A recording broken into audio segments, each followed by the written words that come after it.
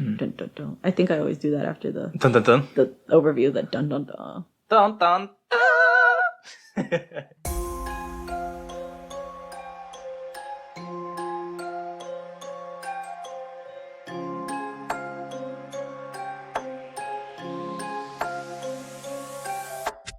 Welcome back to the Shaken Not Scared podcast. Here with you as always, your hosts, Erick and Vivi. Today we're going to be talking about the 1976 movie Carrie, directed by Brian De Palma. But before we get into that, how are you, Vivi? I have a lot of feelings. A couple of things. I love this movie. It's one of my favorites. Probably my top 5. Really? Yeah, it's great. And then I was upset this weekend because we left the house one time. Ah, yes. One time for quarantine. We've slowly been starting to go out to eat again. Just because we're antisocial, not any other particular reason. Loki did not appreciate that, and he let us know by eating my plant. And dirt. And dirt. And it was very upsetting. I was really stressed out because even though I do research to make sure they're not toxic to dogs, I was like, oh no, what if I just looked up the wrong name and this plant is toxic to dogs? But he's fine. I literally saw him poop out my plant before recording this. Oh, it was in his poop? It was in his poop, so I'm like, okay, I guess we're good. You're literally just passing it and you're not throwing up. But it was stressful and upsetting. I think it was more stressful because we were struggling. So we went to go eat sushi too for the first time since before the pandemic. Over a year, yeah. All you can eat sushi. I don't know if you guys have ever gone to these places, but this place was one of the ones that does do the thing that you have to pay for each piece that you leave behind. And we left 17 pieces behind. The girl did us a favor and only charged us for 13, but she did. I was sitting there struggling, trying to eat this sushi so that we wouldn't have to pay, and you were so worried about Loki. But it was funny that he was eating and chewing away at some grass while I'm over here struggling to stuff my face with sushi. I guess this is a sign of us getting much older. We used to do this all the time in our earlier 20s. We would go eat so much freaking sushi. We had help though. Yes, we did. We went ourselves this time. Now we ate a normal, decent human amount, and we were just this is too much. We gotta go. The owner came by and was judging us, y'all okay? You're about to pay me for all that. Yeah. But we got to take it home, so at least that was okay. We got to eat it as leftovers. To be fair, I think sushi rolls are usually expensive on their own. So they're more than $1 per piece. Yeah, it's $13-$14 for a roll, and we ordered 15 rolls. So it's not bad. Yeah, it was a lot. It was good though. Don't regret it, ever. I just regret our dog not knowing how to act when we leave, because he's such a quarantine dog. Oh, he is, yeah. We're working on it, though. He'll be okay. Yeah, but that's how I feel this week. How do you feel? I feel okay. There's a lot going on. Summer is going to end before we know it because of the wedding planning. Yeah, I think for us, it's specifically our wedding. Finally, after a year, we're going to have our big wedding. And even though we had planned so much of it the year before, all the little details are creeping up on us. Every weekend, we have something to do. Every weekend, we have to check in with somebody. It's about the guest list. It's about the DJ music. It's about recording this podcast. It's about this podcast. And then it's about our dog eating stuff he's not supposed to. On top of that, everyone's trying to get back to normal life. And then everyone's having their parties again. Everyone's graduating right now. You know what we need to do? We need to just take 2022 off. The whole year. You know what? Yeah. We're just gonna honeymoon the entire 2022. Yes. But no, yeah, I also put up our art. We have creepy art. I'll post a picture. We put it right behind our sofa so that when we do start doing more YouTube videos, we have some creepy stuff behind us. Right now it's just a bare wall. And I think I've asked on our Instagram before, I'm a fan of creepy art. So if you know any artists that you have an Etsy shop or something, send them our way, because I like to fill my house with weird stuff. Sweet. So what is your creepy content for this week? Not a lot. We forced ourselves to hang out so we could watch something, and we watched The Conjuring 3, The Devil Made Me Do It. I had high hopes for this movie, and I didn't like it. You didn't? I thought it was better than a lot of the other ones. Oh, yeah, it's better than... The Warrenverse. Oh, yeah, it's better than La Llorona. It's the same director, though. It is. I think he did better on this one. Yeah, it's better than, all the other Annabelles, I think. Yeah, the Annabelles are not great. No. None, either. The Nun is not that fun. So, is it better than those? Yes, but for it to follow up, Conjuring 1 and 2, which are the stronger of the universe. So, the lady that was at the GameStop told me that there's 3 more in the works, and I was like, this one kind of seems to end on a not so open note. But they have so many cases that it's they could pull from that. I didn't know until you were telling me after we watched it that they're dead. Ed and Lorraine. They are the real life Ed and Lorraine. Not Patrick Wilson. Not Patrick Wilson and Farmiga. Farmiga. How do you say? I don't know how to say her. What's her first name? Last name is Farmiga. Farmiga, The sister is Taysa. Something like that. I think her most prominent roles are all in American Horror Story. Oh, and she did The Nun. Vera Farmiga, yeah. Her little sister plays younger her, and they look identical. So They do. it was great. I saw they have 2 other sisters, and they're the only 2 that look very much Much alike. That's interesting. Genetics are weird. Yeah, That's why I thought it was her daughter. Yeah, I did too when we first watched it, but like they just have like a 20-year difference. So I was disappointed. I think I was disappointed because this movie. Spoiler alert, just in case. Oh yes. If you haven't seen it, it's on HBO Max. Go watch it in theaters, or don't. I think the thing that bothers me about it is how much it relies on the evil character is like satanic. She's a satanic worshiper, and I'm kind of like, we're still on this. That people are afraid of satanic worship, allegedly. Couldn't we have left that in the 80s and 90s? Well, this movie is supposed to take place in the 80s, right? Yeah, I believe so. So, I mean, I guess it's the time, babe. You gotta love your Satan haters. Love your Satan haters. That's an interesting one. Yeah, so I didn't like that. The story's pace was meh. It was all over the place. Yeah. It's still the Ed and Lorraine superhero situation. It's still like their love story the entire films, and I'm just like, I'm over it. The power of love has saved Compels us once you. again. Not the power of Christ. No. I thought it was fun. I think it's because I thought it was way better than a lot of the other ones. Some of the effects were cool. Yes. Like the shadows and then the things coming out of the shadows very quickly. I think that's the most fearful piece of it is demons coming at you at full speed. Like zombies coming at you at full speed. Yeah. Scary, I also think, like, I didn't research the actual case, but at the end of the day, that man did kill a man. Is it fair to portray him as, like, an innocent person? I don't know. The notes at the end are like, he did get convicted. Because ain't nobody believing this bullshit. But he did get out. Yeah, 5 years, right? That is not a long time for killing someone. But you get caught with marijuanas. And you go to jail forever. Yeah. Death row. I did like the contortion effects. That shit was insane. Yeah, it was, and I just hate it. When it's the boy. Then the little kid, I hate it. Like, children are terrifying if they're contorting like that. And the adult dude, I feel like I've seen it before, but like when kids do it, it just adds a layer of creepy. I think it was creepier because the kid is already so small. So then when it was contorting, it was like twisting in ways that were enough to fit on a table while everyone was holding his hands. Yeah. I think it's in the trailer if that's a spoiler. Anyway, that was The Conjuring.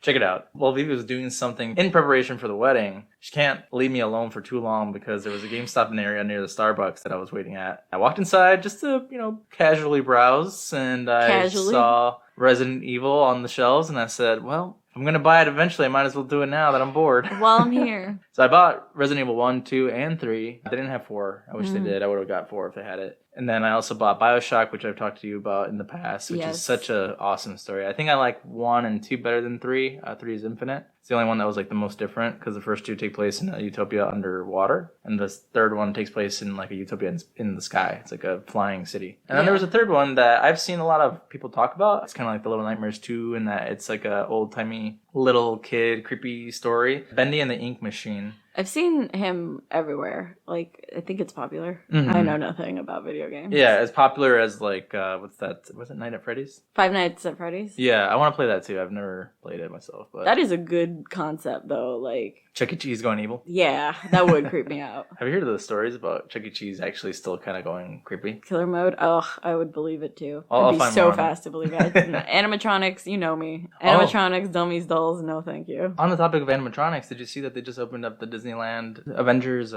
World? It's got a name. It's not Avengers Academy. Actually, it might be. I don't know, but it's the new Avengers Land. I saw a cool story. They had like how some of the performances happen, and they have a Spider-Man that runs up to this rope, and then from off screen, out of sight of the crowd, the Spider-Man grabs onto like a web, quote unquote, and swings and gets thrown across like from one building to another. It's an animatronic. That's a robot. That Spider-Man that gets thrown across. I was about to ask you how much they pay this actor to do this. They like showed it behind the scenes, and it's like a machine that is terrifying. That knows how to grab on and roll, tuck, and they just put the costume on it, and it looks human. They're gonna destroy us. Disneyland, animatronics, and Disneyland. I know, but that's really cool. That's so awesome. That terrifies me. Really? Yeah. Oh man, I think it's so cool. That's the start of the Matrix. Disneyland's the start of the Matrix. That's all I got. Yeah. Cool. Ready for this cocktail? I think you are. This is a very good looking drink. It is. It looks really cool. Your glass is better than mine. I buy a lot of stuff from Goodwill just to look cool for the videos we make, and I only had one type of this glass. Don't know if it's a candle holder, actually. I think a lot of our glasses are candle holders. I was going to say that other small one we took the video of La Llorona. Yeah, I'm pretty sure that's a candle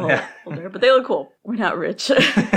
We'll drink out of candle holders. I'm going to call this drink Pig's Blood, even though it doesn't look like the typical pig's blood that you would think. Is there actually a drink that's called Pig's Blood? There might be. I know there's Whistle Pig whiskey, which I thought I'd use for this, but it's like $80 or something. We ain't rich, we said. Yeah, as we mentioned, we drink out of candle holders.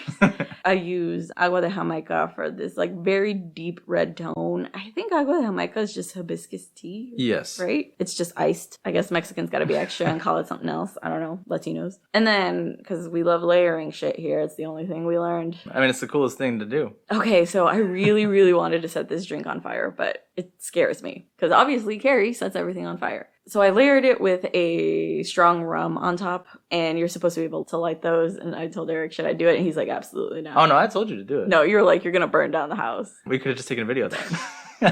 Would have been on brand for Carrie. Do it for the gram. Yeah, maybe for the video we'll try it. It scares me, but maybe. It's okay, we'll do it outside. We'll do it outside. We'll burn down the neighborhood. The whole tree line. Oh, man. Imagine that, explaining that to the police. We were trying to make a TikTok for our podcast.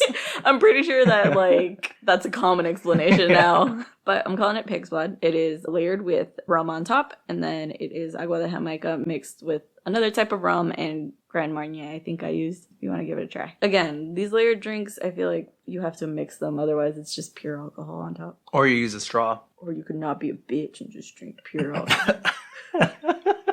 Okay. As she mixes hers.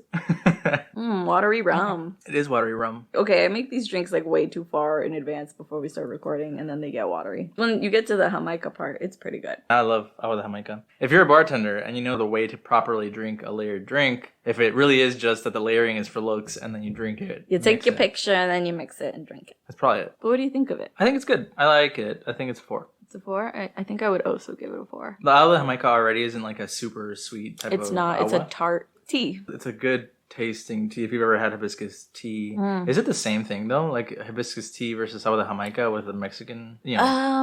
I think the only difference is it's ice. Hibiscus tea is my favorite tea, so I think it's the same. It's a little different though, I thought. Because if you go to Starbucks and get hibiscus tea, it doesn't taste like agua de Jamaica. I guess the difference is when you make agua de Jamaica, you're supposed to actually use the flour. And with the tea, I think it's like the grounds of it. Probably is what gives it a different taste. It's like when you make fresher tea, it gets a more potent taste. Yeah, awesome. I like it. Cheers. Cheers. Enjoy it. The ingredients and instructions, like we said before, they're always on our website. Yes. So go out there and give them a like. Yeah. And let us know what you think, too. It'd be cool if we got to see people make their own drinks from our instructions. Oh, yeah. See if you can make it better. No, seriously. We're not professionals here. One class on YouTube. So. Are you giving me a brief? Good old IMDb. In this chilling adaptation of Stephen King's horror novel, withdrawn and sensitive teen Carrie White, Sissy Spacek, actress, faces taunting from classmates at school and abuse from her fanatical, pious mother at home. When strange occurrences start happening around Carrie, she begins to suspect that she has supernatural powers. Invited to the prom by the empathetic Tommy Ross, Carrie tries to let her guard down, but things eventually take a dark and violent turn. Yep, that's a pretty good overview, I would say. I hope this isn't one of your fun facts, but Carrie's actually Stephen King's first published novel. I knew you were going to say that, so I didn't include it in my fun facts. Because it is... First published novel and first release movie. I believe Carrie was the first Stephen King novel that I read, and I think that's part of the reason why I love this movie, because I read it as I think I was 14, 15-year-old. And also a Carrie type character. Also a Carrie. Minus the telekinetic powers. Well, additional note to it being his first movie adaptation, he was so unknown, or not as well known at the time, that the directors and the people who made the movie incorrectly spelled his name in the movie. I don't know if it was in the version we saw, but they wrote his name Stephen with a V. Oh, that's funny. I think we saw that in the Shudder documentary, right? Was it in there too? I don't know. I saw a screenshot when I was looking for fun facts, and I was like, wow, that's funny. But, so, I've got 3 fun facts. I kind of wanted to save one for last, but I think I'll just say it. Okay. So, in order to make sure the red stains and blood all over her body stayed consistent throughout filming in the 3 days that it took to do the final scene, Sissy Spacek had to sleep in the bloody gown for 3 days. Oh, that sucks. Yeah. So, in order to, keep it the same. Makes sense, I guess. Thank you for being consistent, because I hate watching movies and it's like, that's not their face is so bloody, and then the next scene is like their face is clean. Like the Evil Dead? Yeah, he should be bloodier, for sure. Yeah. The final shot was left out of everyone's script, so it surprised everyone, including Stephen King, saying, quote, "I thought I was going to shit my pants." Spacek volunteered to use her arm for the shot instead of a stunt woman and was put under a board covered in stones, so it's actually also her. Cool. Yeah. She thinks it was worth it. She cut up her arm on some of the stones and stuff like that. But she's like, it's totally worth it. It's a great final scene. So a lot of people were so shocked by it. Last fact that I've got that I thought was pretty funny. When Stephen King and his wife went to see the movie for the first time, they were the only 2 white people in the theater. Really? And he thought, in a crowd full of African Americans, that, quote, they're not going to have any sympathy for this little white girl with menstrual problems. Did they? So he says they loved it, and he says that he even saw two large men get jump scared at the end and hold each other from being afraid. Yeah. This movie, I think, holds up. Because it's been remade quite a few times. You told me that you've never seen this original, which I had never seen this one. No, I even had the impression that it was Christina Ricci who plays Carrie. That's how wrong I was. Yeah, when you told me that, I'm like, she wasn't even an idea at this time. No, I think when I grew up, I saw the 2002 Carrie, which I think we should still watch. I kind of want to watch that because that's the one I remember. Yeah, I kind of want to go through the other Carries and do like a comparison, maybe. Are there sequels to this original one? Yes, there's Carrie to the Rage. Okay. And I believe the character who plays Sue is a teacher at a school, and there's a new girl, obviously, who has telekinetic powers, and she kind of, I could be wrong, I think that's how the storyline goes. And it's called Madeline. What was the name of the movie? Matilda, yes. I was like, it's the wrong M name, Matilda. But I think we should cover the rest. It'd be cool. The other one's 2002, and I think the Chloe Moretz version was 2017, 18? It came out a couple of years ago. Yeah, it was a while. Actually, it might have been older than that. It's funny. These are 3 Carrie 1 movies that came out in the span of 50 years, so it's been remade a lot. A few times, yeah. Yeah. And I honestly don't think it's a film that needs a remake. I think this one is pretty good. Do you want to do a speed run? I think it's your turn. Fuck. We're doing this already? Yeah. You haven't done it in a minute. I haven't. Haha. I've been making everybody else do it. Yeah. I think I can do this. Yeah. I'm not showing you the time. Oh no. Yep. Okay. Ready? 1, 2, 3, go. So we get this really weird opening shower scene where Carrie's like cleaning herself way too sensually, and she gets her period and she doesn't know what it is, and she's like 17 years old, and the other girls start being like really mean to her and throwing tampons at her and yelling, "Plug it up." The gym teacher intervenes, sends Carrie home. Carrie's really mad at her mom. "Why didn't you tell me that women get periods?" Her mom's a religious fanatic. It's like, you wouldn't have gotten a period if you weren't sinning. And this whole fiasco made the gym teacher crack down on the girls and made Sue feel like really bad. So she's like asking her boyfriend Tommy, "Can you take Carrie to the prom?" You know, she's kind of awkward and sad and like doesn't have friends. So Tommy keeps insisting on asking Carrie to the prom. Finally, she agrees to go. Her mom is not having it. Carrie's also realizing that she has like powers during this time. She's making things explode and fall off desks. So Carrie decides to use her powers to let her go to prom. And she goes with Tommy. She makes a nice dress, but Chris has been like really mad at her because she made her miss prom. And so she plays a prank on her where she drops pig's blood on her, and then Carrie goes berserker and kills everybody. And then she goes home and kills her mom. Done. And then, I pretty much finished. I just had the last scene. If I had turned the clock, I would have been like, and then everyone dies. Yeah. Is that usually how these end? It's just like, and then everyone died at the end. The end. Yeah.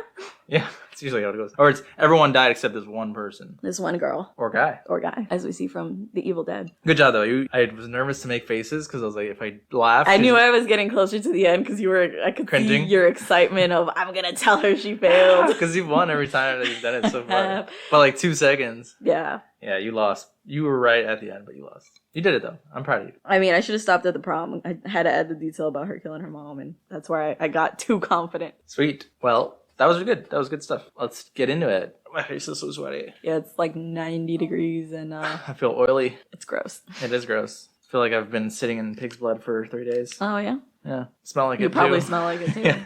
Volleyball. Yes. We get the gym class scene where Carrie misses the ball. Everyone's been that kid, right? I've 100% been that kid. And it sucks. I'm still that kid. I suck at sports. Yeah, well, I told you about how... Well, because I agree. I was not very good at sports myself, and I feel like there's a lot of pressure as a guy, too, to suck at sports, because then the guys pick on you for sucking even more than usual. I mean, this movie would disagree with you. She gets picked on pretty relentlessly for sucking. Oh, I think someone even smacks her with a hat. Do they? That hat girl. Oh, the girl that can't lose the hat even when she's doing her issue? Yeah. But I definitely felt for Carrie throughout the rest of this movie, just in general, because we've all been that kid. Which is the point of this movie, is that people can relate because you're the outcast or you're the one who gets picked on or you're different for some reason. And it's not even Carrie's fault. It's telling you at the end, it's like, she's not even the bad guy. Everyone else is just She's not even the bad guy. She's not even the bad guy. And her mom's like the realest villain because she's the one who made her this way. But by association with the way that she's kind of been dealt with at home. What is this woman's problem? We could talk about her. But... She's a god warrior. Oh, yeah. Thanks, Bilal, for sharing that video with me. If you haven't seen that video, I think think everyone has. It was this woman who was on Wife Swap, I believe. And I'll share it on the Twitter, maybe the Instagram story or something, Yeah. but it's a hilarious thing. she's going around screaming about how people aren't Christian, and She was dark-sided! yeah, and Bilal sent it to us and said that this is him every time he listens to our podcast. Yeah. But he will be on the episode next week, so Yeah, he I will. guess he's not that scared. After playing volleyball for like a minute, apparently everyone has to go shower. We get this very long. Everyone's running around naked. Carrie's having quite a moment. You get the hint that she's like lingering behind because she doesn't want to deal with the other girls. But she's taking her time enjoying this shower. It's a very sensual scene. And for no reason. Until she starts getting her period and absolutely freaks out. She runs at the girls with her bloodied hand,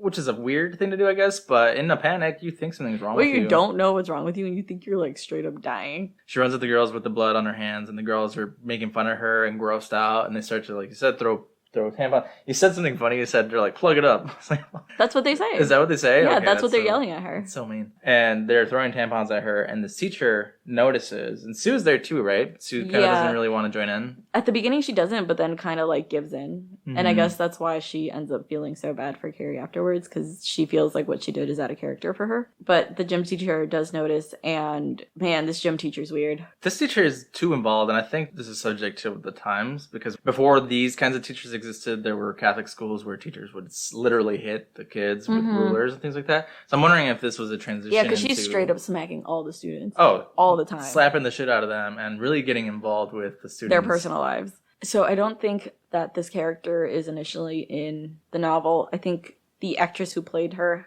was like so good that they kind of made her role a little bigger than it was meant to be at the time. Oh, really? So she wasn't even this prominent No, of a character in the book? yeah, the gym teacher is not as sympathetic or as supporting of Carrie as she is in this film. Once Carrie stops screaming, she causes the light bulb in the She shower. slaps Carrie. Yeah, to she snap slaps out of it. Carrie, and then Carrie kind of calms down, but then also freaks out enough to make the light bulb blow out in this locker room. The next scene is where the gym teacher is talking to the principal about what happened, and Carrie's kind of like just keeping her head down, hearing what they're saying. And the dude is being very much a man who doesn't understand. even, like, but say wants to period. talk about things that don't have anything to do with what he knows. Like you said, he doesn't know how to say period. He gets awkward about it. He's like, isn't she kind of old? And honestly, I think it's like, what is that to you, bro? Like, don't worry about it. Okay, it happened. This is her business. Yeah, I think that part is important though, because he's saying what the audience is thinking. How does a girl of this age not know that this is going to happen to her? And then the gym teacher's like, well, you know how fanatic her mother is. I'm not surprised. I'm like, but no, you need to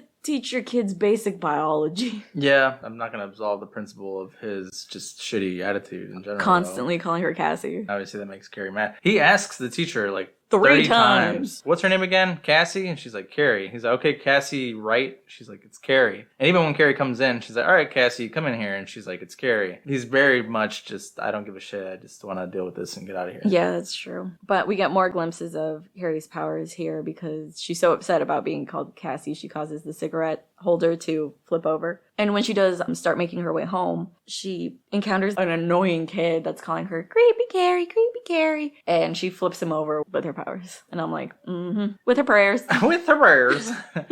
Carrie's very much a character that if her circumstances were different, she wouldn't have done this. Well, at least that's like open to the audience's interpretation. But I very much think she's like a victim of every bully in her life. If she had a different upbringing, maybe at home, who knows if she'd even have discovered that she has this power, because obviously out of anger is when she starts to see the result of her power. You know, the ashtray, the light bulb, this kid falling off the bike. And then we get introduced to why Carrie is this way when she gets home. So it's actually not a result of her anger. Her powers start because of her period.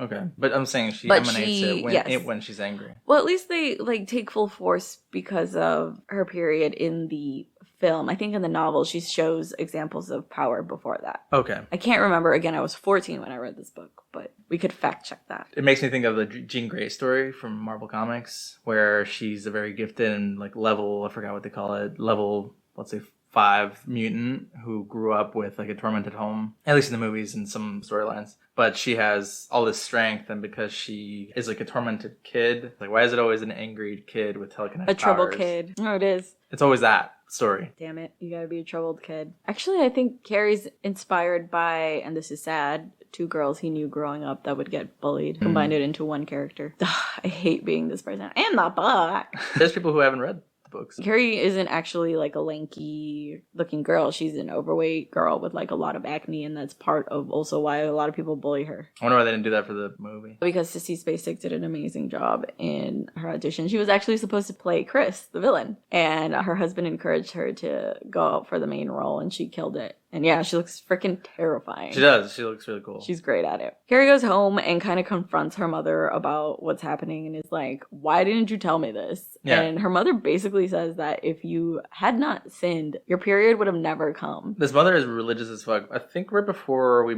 get introduced to her talking to Carrie, she was also at that lady's house. And she's like, I'm here to spread the Lord's work. And the mom's like, I need to get rid of her to somebody on the phone, and just hands her money and is like, can you leave? And she's like... And she takes it. She takes it, but she's... What did she say? She said... I hope you find Jesus. I hope you find Jesus. Even her dialect is reflected from just how much into the Bible she is. Thou, and just the way she talks is so religious in nature. Also, like many of Stephen King's novels, this takes place in Maine. So I think the actors are trying to have a little bit of a Maine accent. I know Carrie kind of does and then loses it sometimes. Really? I don't know if you noticed. No. Yeah. Do they all speak religious? They all speak religious. My accent is religious. But, like you said, she's telling her that the reason that she's bleeding is because she has sinned. And it's so sad, because she's claiming that she's been messing around. Yeah, she's been doing something to cause this to happen, which is like, religious fanatic aside, if I had a daughter who never got her period, I think I'd be like, we gotta go to the doctor. Yeah, it's kind of late. Some people are late bloomers, absolutely, but... You'd still be concerned, though. You wouldn't just be... If you never got it in your life, I think I'd be like, yo, something's going on. Yeah. I mean, you'd still wonder. I don't think it's not because you're messing around, people. Yeah, no. She starts to talk about Eve in the Bible, and saying that Eve ate of the apple and that she sinned. The first sin was intercourse. Yeah, she says that a lot. She repeats a lot of it. She yells it, yeah. The first sin was intercourse, and she's yelling at Carrie while to repeat it, hurting her. Yeah. She says that the curse was blood. That's why this is happening to you. She's obviously claiming that Carrie's had intercourse, and that's why I did not she's know that for a bleeding. long time, that I guess the Bible claims, or religious people claim, that the reason women get periods is because Eve ate the apple and she was being punished. I didn't know there was a thing about how religion explained that to happen. That was the first I had heard of it like that. I had heard about it, I think, growing up. And I'm like, It could be because I read the book and I remember reading it there and I was like... You looked it up? But she screams and hurts Carrie and locks her into her closet. Later, she refers to it, go to your closet. Your closet. Where there's a creepy Harry Jesus. Potter style. Yeah, there's a creepy Jesus and an altar, so I'm assuming that this is just where she's always sent. Oh, this is the creepiest looking Jesus. He's got arrows in him, and later we find out why. It's the only reason that it could possibly be this, because I don't remember any damn story where they put Jesus on the cross and we're like, let's just throw arrows at him as well. In addition to all the shit we put him through. Yeah. To be fair, I know that I'm not religious, but like watching The Passion of the Christ really makes me sad. Because it's a human being. Even if you're not religious, it's like a very shitty thing to go through. I haven't seen that movie in a very long time. I think I was a kid. I used to cry so much every time I saw it. Because it's just so sad. Like for a human. But like also talk about Catholic guilt. Because I remember my parents being like, he died for your sins. And I was like, I didn't even do nothing. Damn. I'm like, even if he did, man, like this sucks. It wasn't worth it. It wasn't worth it. But she locks her in the closet. When she finally lets her out, Carrie's mom is actually singing a song, There's Power in the Blood, which she's talking about a lamb, but is obviously referring to Carrie having had her period, and now she has powers. She sees herself in the mirror crying, breaks the mirror. Obviously, Carrie is starting to see more that her power is working. Afraid, she picks up the mirror, and I don't know if it's implied that she put the mirror together with her power too, or if she just quickly glued it up to the wall because her mom runs upstairs and is like, what the hell was that? Yeah. She's like, I'm just peeing. I'm just peeing? I'm just praying. And peeing at the same time. At the same time. No. I think she did put it together with her powers because it would just be like too fast to fix it up. Yeah, it was like a clean flush of all the shards together. The next scene we get is the teacher roasting Carrie. What is with this teacher? Why is he such an asshole? He's just roasting her for thinking that the poem is beautiful. Yeah, he literally asks for criticism of Tommy's poem. She's like, it's beautiful. And then he like roasts her for saying that. What is wrong with these teachers? Tommy kind of defends Carrie because his teacher is like legit just putting her on the spot, tells him he sucks, which he does. I'm assuming it's just to imply that like not even the teachers like her. Or hate this. I hate teachers that try to seem cool with the teenage fucking kids they're teaching, like they're not the damn adult. We have plenty of situations in high school that we know teachers that are like that this. did this. Yeah. There were teachers that I absolutely loved in high school that when I left and I was like, oh, how's this teacher doing? You were like, they don't like you. And I was like, what? How dare they? I like love them. When it asks who was your favorite high school teacher in those like security password things, I'm like, this teacher. And then that was one of the ones I was like, fuck her. I'm not putting her down as that teacher ever again. She's not my security Real question. deep. You are no longer my security. Oh, the heartbreak. Yeah. Teachers are fucking weird, man. Not all of them. There is great teachers out there. I've had great teachers, but the ones that try to act cool with their students and give too much that detail is not your job. About their personal life. I like to think that it's because they have no close, like, okay, I have coworkers that I talk to on a daily basis. If I had students and no like close coworkers, maybe that's why it happens naturally. But it's still not okay. How close can you be with people who have You're like teaching? a 10-year age gap with you? For high school, I imagine elementary school. I had teachers in elementary school that were like this too. That the 8th graders and 7th graders would go and hang out with the teacher at their room instead of going to lunch. It's weird. This teacher is a complete asshole. The next class is the gym teacher going off on the girls. Another situation that, although the girls deserve it because they treated Carrie like totally shit, the teacher definitely goes out of her way to punish these girls, and it's okay. I kind of get her because she's saying like they care more about prom and who asked them to prom than like this person's feelings. She does go one by one and ask them who they're taking on a date, which is also still too much. I think she's doing it to try and make them feel guilty for what they've done, and it works with Sue for sure. But Chris is fighting her hard because she's the mean girl. She's the mean girl. I think we saw that the actress who plays Chris, she's in quite a few horror movies, I think, around this time. She was on that Shudder documentary that we constantly talk about.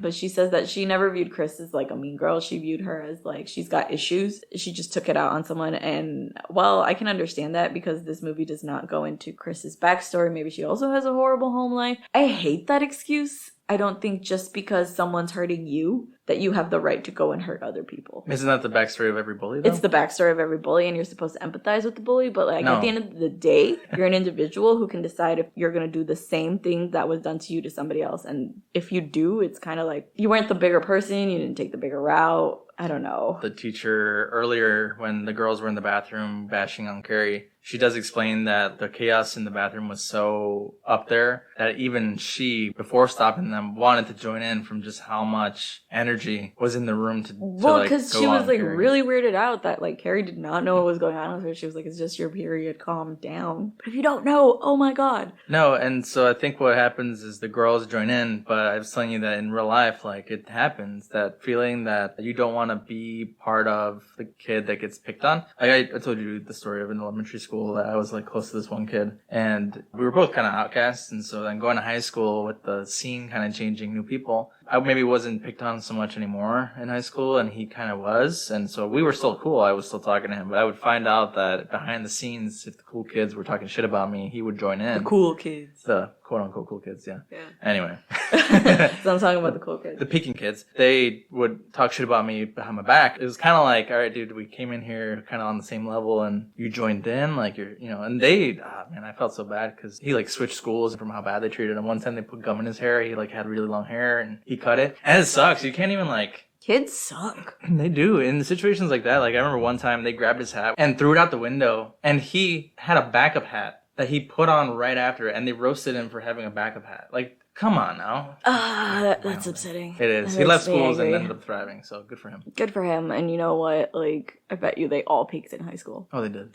There's absolutely that kid in every school where they get picked on way worse than anyone else. And you kind of even, like, don't want to stand up for them because you know then you're going to be the one. Well, in this case, he was talking shit about me behind my back, so I was like, well, it is what it is, man. But it is shitty. You still feel bad. You're on your own now. You can't be picked on and then be shitty to other people still. Like Chris. Yeah. Sorry, side story.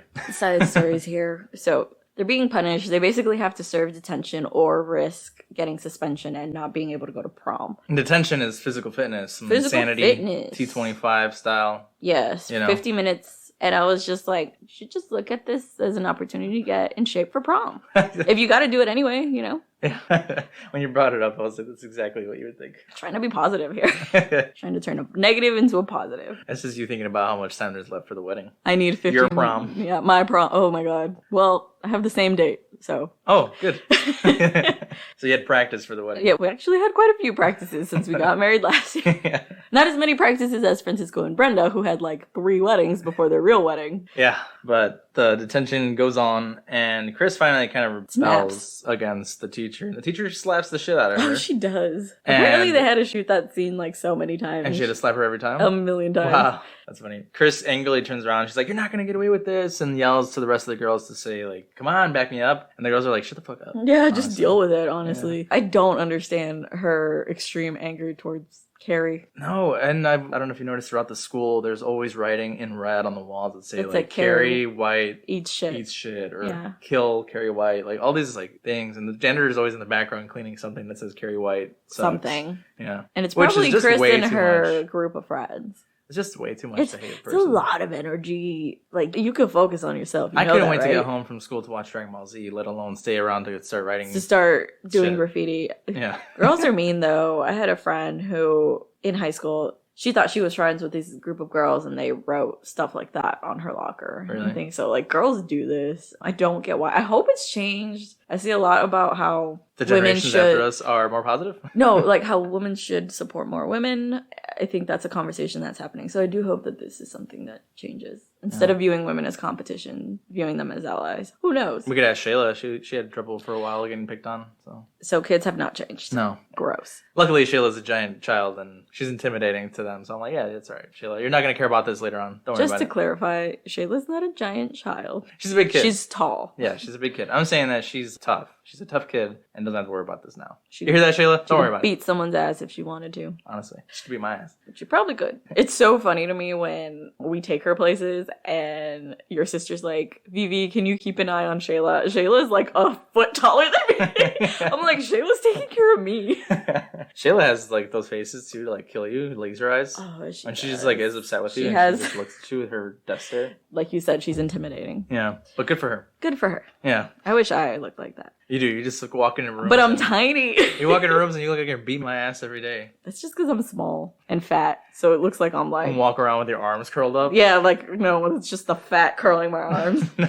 So this scene happens where Chris storms away angrily and the gym teacher tells her, "You're not going to prom." After this, we meet Tommy again, Sue's boyfriend. And Sue basically asks him, like, "Can you take Carrie White to prom?" And he's kind of like, "What?" And that's like the end of the scene. She also gets introduced to John Travolta's character, Billy. With Chris being so mad, she goes to her jerk of a boyfriend, Billy, a pre-Grease John Travolta. I wonder if this is like one of his first big roles. Maybe, I don't know. Just to show how they're all kind of just these kids who really have nothing else to do. Billy is driving, and then some other dudes in a car hand him a PBR, and he's drinking it sloppily. Did you notice he's like pouring it all over his face? He's like chugging it, yeah. But it's like on his nose and shit. While like, driving. Who drinks a beer like that? But he's drinking it while driving, and then a cop passes by, shines a light on them. And he like throws a drink on her. She's mad, and they pull over, and they have this fuck you, but fuck me, but also fuck you, but fuck me. I'm gonna slap you, but then... Fuck you, Billy. Very toxic relationship. Super toxic. We get this like very weird scene. She starts to blow him and screams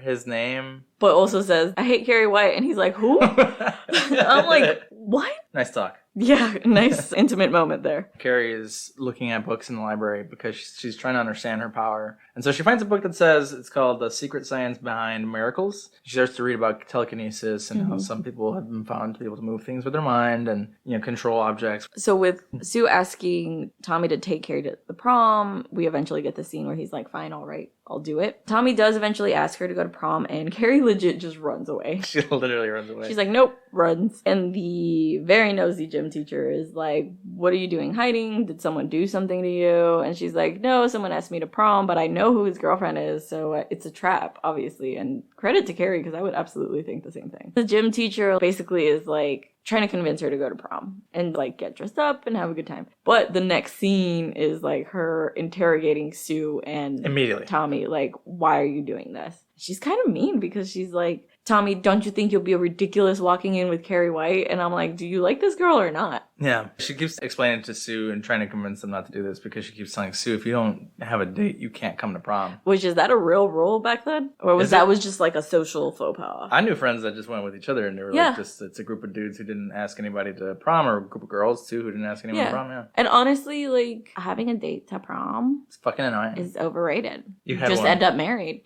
You didn't plan that. You were just going to prom. You didn't want that. You were 18. I was 18.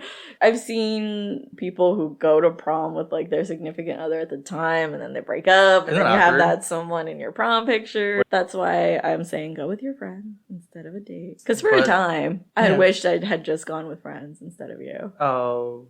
But that was your fault. Me too. I hated you too. It's cute that we went to prom together. And we got married. The prom of life. The prom of life. Ugh.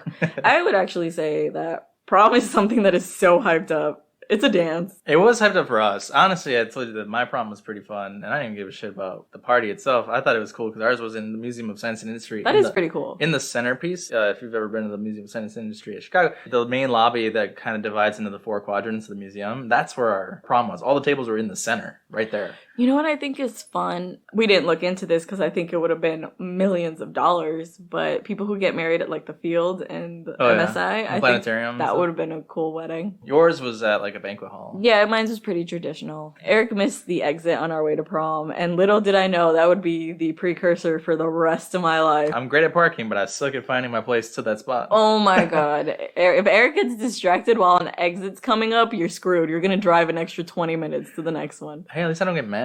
You don't. There's people who get mad about it. But it's because you know who you are. Yeah, I'm like, oh, and we were supposed to turn like 2 hours ago.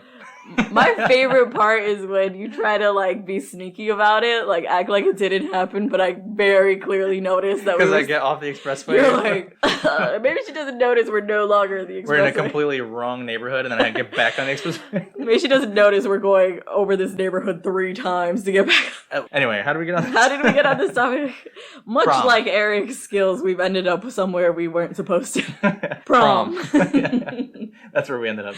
Right. After we have this conversation with Sue, Tommy, and the gym teacher, Tommy continues to insist to take Carrie to prom. He shows up at her house and basically is like, go with me, and to avoid her mother seeing Tommy, she agrees. I was thinking about this, like, if this is okay, because I know that there's a lot more emphasis in today's world of if somebody says no, just it's no and leave them alone. Yeah. Do people look at this movie and think that? I don't know, because he is doing it for his girlfriend. But if she says no, it's no. I don't know. I'm just thinking more like in today's... I do agree with that. If someone says no, it's no. But I think what Carrie's deal is that she is so sheltered. Her mother has treated her so fucking terribly. She wants to. She's just afraid. Needs encouragement. Not that, like, she wants it. No, like, she needs the encouragement to do the things that she wants to do. Could that be probably portrayed better? Maybe. Yeah, because she has so much fun. I like the transformation that she goes through. Yeah. Because it's so pure, right? She's like, I've never been there, and I've never done this, and I've never done that, and I've never seen myself with hair like this, or, you know, it's like I'm wearing a dress. Like, she genuinely feels very happy to be able to try things that she's never done before because her mom always stopped her. That's what happens when you're treated when your mother is abusive, because that's what she is here. After she tells Tommy that,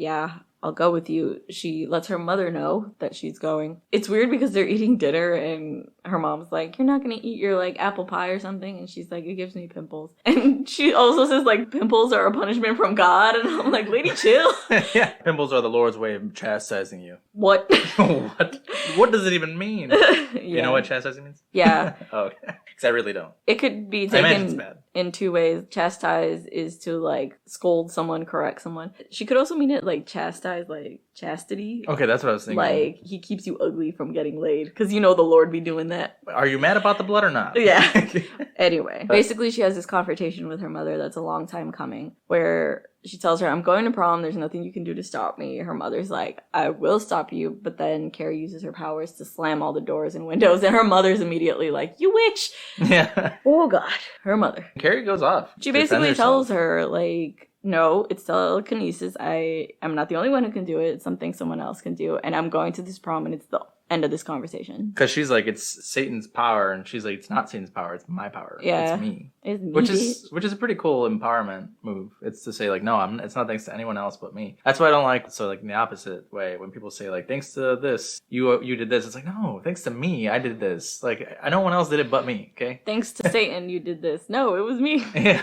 Then she says, Satan is also the reason that Your dad father left. And she's like, no, father cheated on you and fucking left you because you crazy. Everybody knows that. Damn. Coming at her with facts. Seriously. And she's like, you can't stop me. So she tells her to go to her closet. And she's like, nah, things are going to change around here. Cool. Good for her. Good for her. Yeah. We should point that out, that this is probably the first ever good for her movie of horror. Right after this, we get the scene of them putting the bucket of blood in the school. They go to kill a pig. Why? So dramatically. First of all, why are you near a place that you could actually just go and kill pigs without anyone noticing?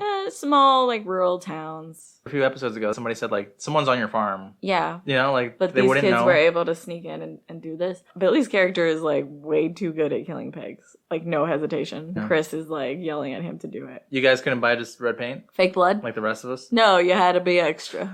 This is a very elaborate prank. Like, this is a lot of effort for a prank. I don't like them. You're not supposed to like them. They're very dramatic. We get the, like, getting ready for prom sequence. Everyone's kind of like, oh my god, did you hear that Carrie's going to the prom with Tommy? Wild. They're setting up the gym for prom. You guys are trying on tuxedos. Carrie's funny trying on makeup. Yeah, Carrie's trying. She's making her own dress. I can see your dirty pillows. I'm with Carrie. They're called breasts.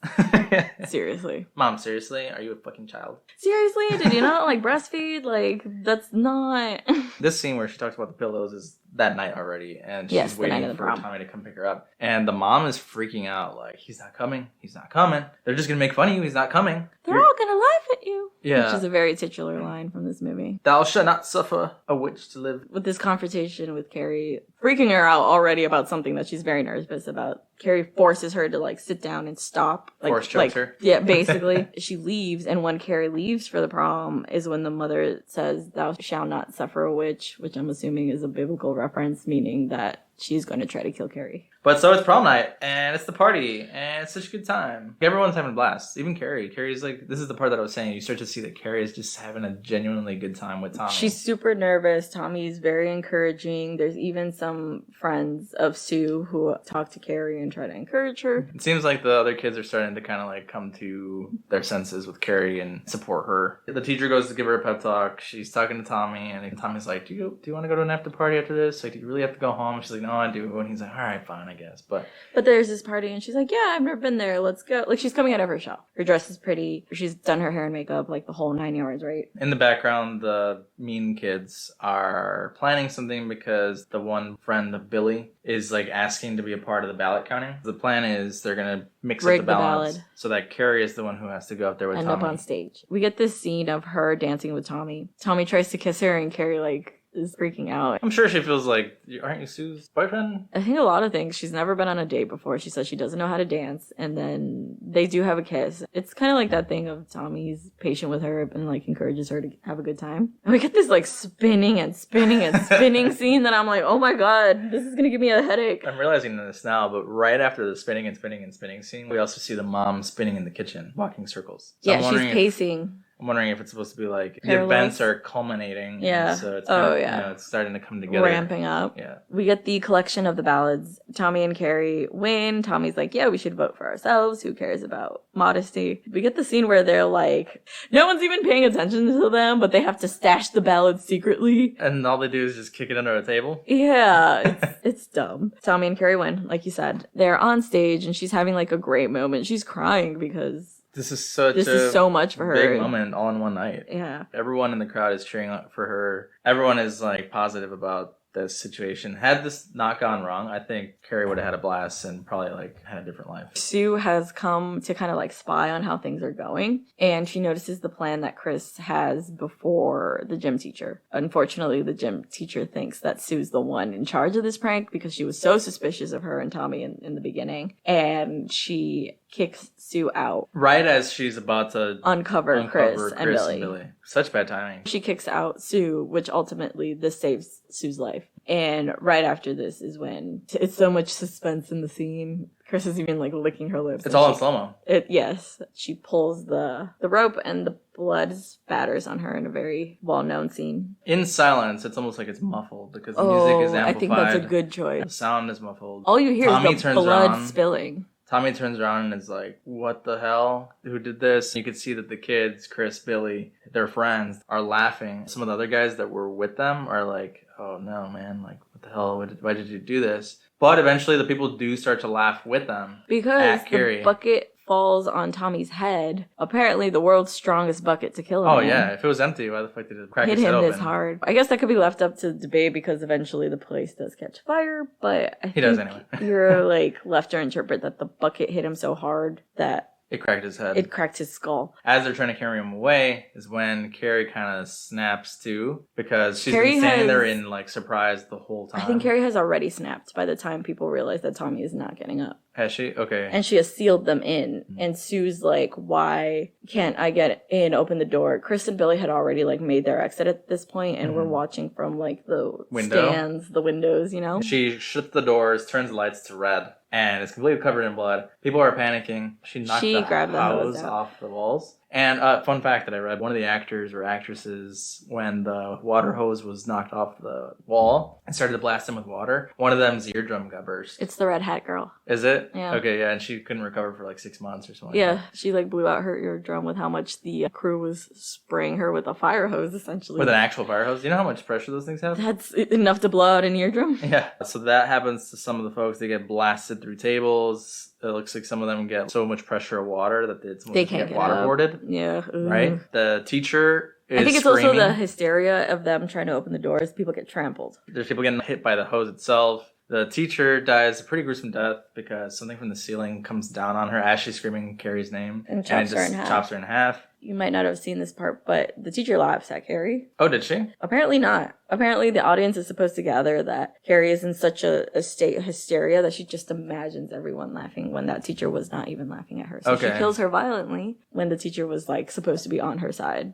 Okay, I was wondering if that was what the effect was, because from one scene to the next, it's like the people were feeling bad, and then the next scene is them just all laughing in that mania. She starts to hear her mom saying they're going to make fun of you, repeating the things that she heard earlier. She snaps. I would snap too at this point. She sees them laughing, and it's all spinning around in her head before she starts to... We also didn't talk about how amazingly creepy Sissy Spacek looks. She does. Covered in blood. Like, her eyes are an incredible shade of blue that contrasts with the red. And she doesn't blink. She doesn't blink in these scenes. Her eyes are wide open. She's wide open, and she looks terrifying, drenched in the red blood. She's just walking around stiff, in shock herself. I think that's what makes her terrifying. She's not even, like... emotional. Acting out crazily. She's just, like, I can do this with my mind. Yeah. So everyone dies. The end. Everyone dies. The place bursts into flames right behind her. It's really cool. With the water hoses going off, the electricity in the building's also starting to spark up. The principal, I think, gets electrocuted. Good. And that's what sparks all the balloons in the background. So, I hope she electrocuted the shitty teacher, too.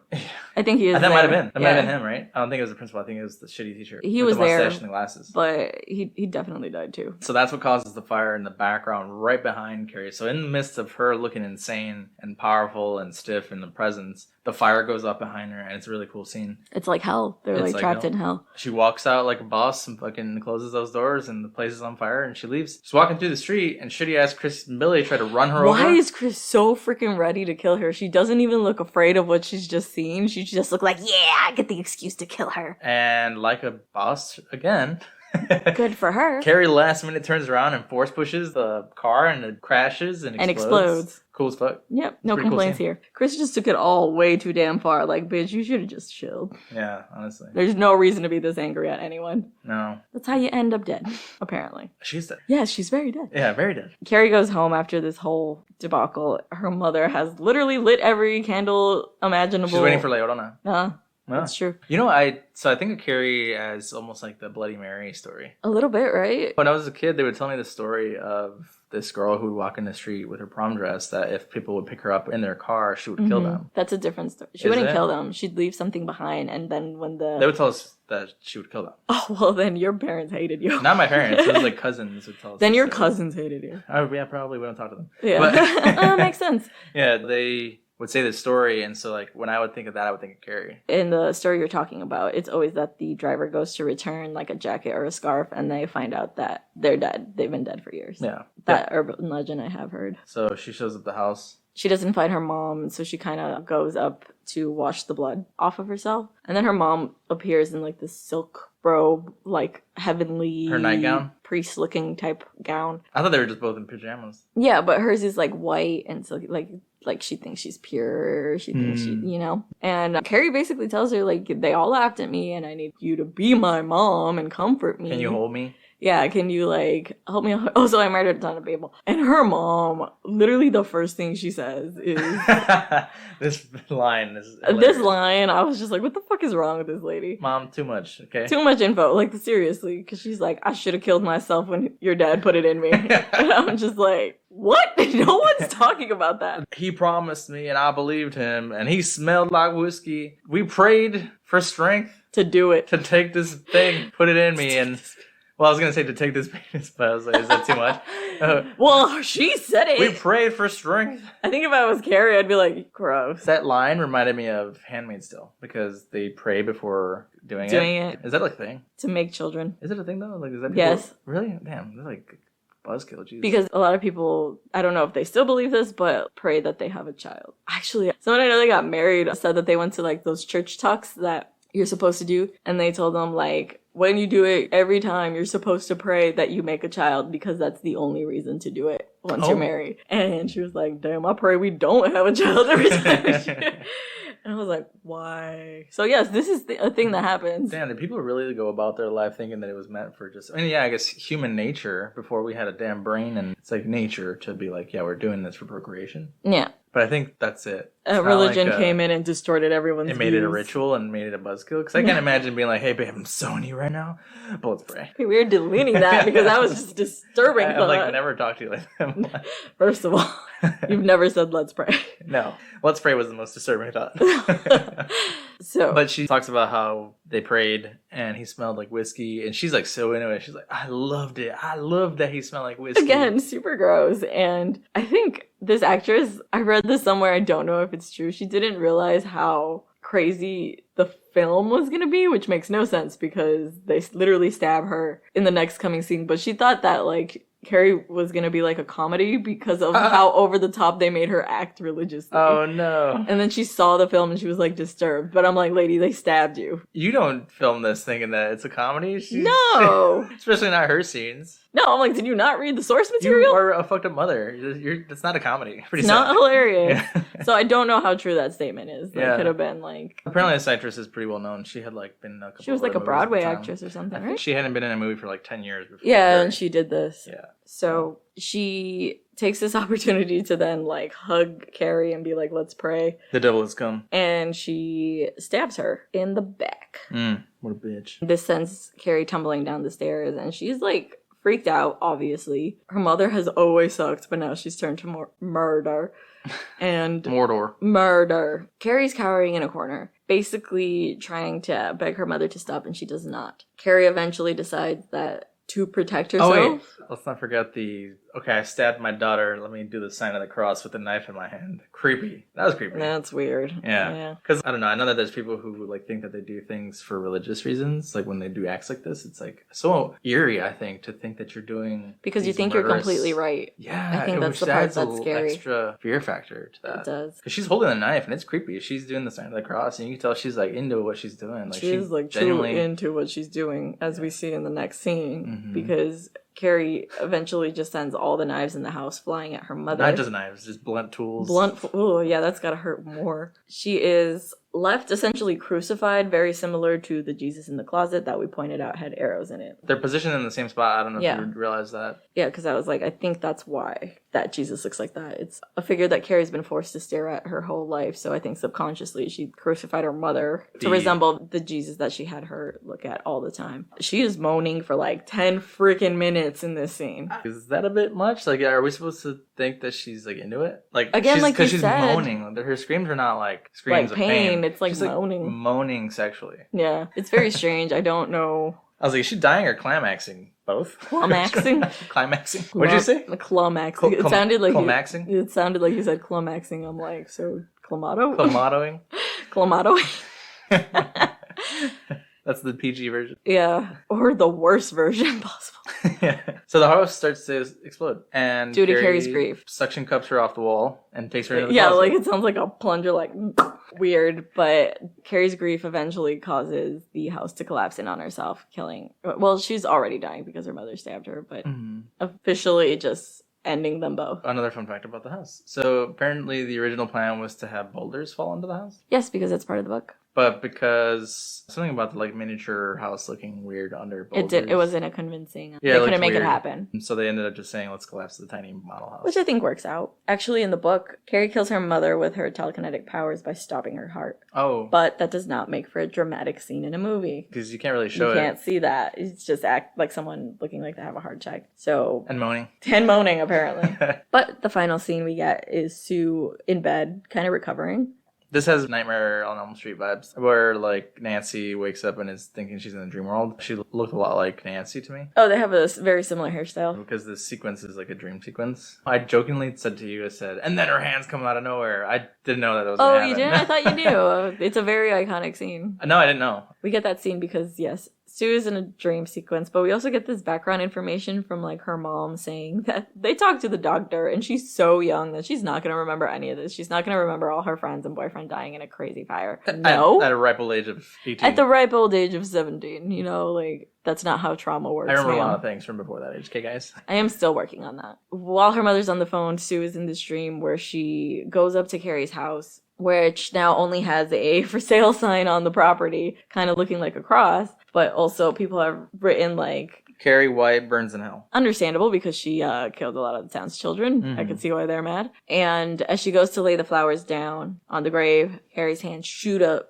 grabbing her. The next scene is her waking up screaming, and it's actually her mom that's trying to like shake her awake and calm her down at the same time. And that's how it ends. Yep, she's screaming in hysteria and credits. So in the film, it ends a bit differently. Carrie actually goes on to destroy the entire town. Oh, good. And WandaVision, though. Yeah. Basically. And they have to desert the town. Like, people from the town are, like, running away. So she is much more powerful in the novel than this movie can portray. Which I understand, because how would you do that special effects-wise? This movie kind of takes place very quickly. Do you think it's because the book has more time, maybe? Because you said that she, in the book, has time to also figure out her powers before she has her period. I think there's, like, hints of it, yeah. The novel is told through, like, a lot of sources. It's told through, like, survivors. Oh, is it that kind of book? Yeah, like, kind of documentary style. Newspaper clippings, witness reports. Oh, so it's not like a narrative. It's like a combination I think of stories? you do get some scenes of, like, Carrie's turmoil about going to prom and things like that. Possibly, again, I haven't read this book in years, like, diary entries or things like that. That's kind of fun. I might check out the audiobook. I wonder how that would translate if you have to, like, look at the book. If it's not like a narrator telling what's going on. I think it's called, like, third person limited, third person omnipotent. I think Sue's diary entries, memoirs are also part of it. And the way the book ends, spoiler alert if you haven't read it over the past 50, 60 freaking years, it ends with an aunt noticing that her niece also has telekinetic powers and kind of worried that she's like the next Carrie. Carrie 2, there it is. Carrie 2. This is fun. I like that. I love this movie. Yeah. I said that at the beginning though. You said top 5. You gotta remember that. Cause then I gotta actually rank. I'm gonna keep saying like every movie is my top 5. Yeah, because I was gonna say, we're gonna hit a point in this show where you're gonna say top 5, and it's like the 50th time you said that. Yeah. Top 5 of my 50. For me, this film is a 10 out of 10. It holds up effects wise. It's nothing so crazy that like they aged badly. And I think it's just a story that a lot of people can relate to, of being the outcast, being powerless. And in the end, even though Carrie did what she did, you're kind of like debating if she's a victim of circumstance or if she was like, you know, someone just bent on revenge. So for me, this film's a 10 out of 10. What about you? I'd give it a 9. Yeah, 9. You've never given a film a 10 out of 10, have you? No. No, I have. No, I don't. You haven't. We did talk about Trick or Treat before. So that would be... And then we're going to watch it, and you're going to be like, 9.8. 7. Damn. No, I would give it a 9, though, because, like I said, I can relate to it. I think as far as horror goes, there's only, like, a pocket of horror at the end, right? It's like, yeah, you know Carrie is creepy, but it's not really a terrifying movie until the scene where everyone dies. Yeah. So it's like, that scene is really strong, and I think it's cool to see how powerful she is. And like I said, she's a presence, you know. Covered in blood, not blinking. No, yeah, she's crazy. Really strong. And That I think is pretty cool. I think there's an additional fear factor thinking that this could possibly happen. Not obviously with the powers part, but as fucked up as it is, I think it's like the reason that people are like, we probably should not mess with the kid who's an outcast because they might develop telekinetic powers and hurt us all. Yeah. Good lesson at the end of the day. I told you how many times that I wished when I was growing up, like when I get picked on, I wished I had powers because it's like you want to get out of that. It's so bad. So she gets her chance and good for her. Yeah. Again, the first good for her film of this genre. So what scared Loki this week? Loki got scared. I don't think he was scared, but he was really intrigued by the old Western film that I can't remember which characters were watching. Tom and Susie. But he was like, he was shaking his head around. Horse. Yeah, he's only seen a horse in real life once, and he was likes like, what the fuck is that? Yeah. And the fire truck at the end. When Carrie's seen walking on her own, fire truck's heading to the school. Yeah. So he was kind of like... She's covered in blood and no one stops her. No, I think if I'd seen that, I'd stop. I'd be like, she needs medical attention. But yeah, you want to tell us about it, Loki?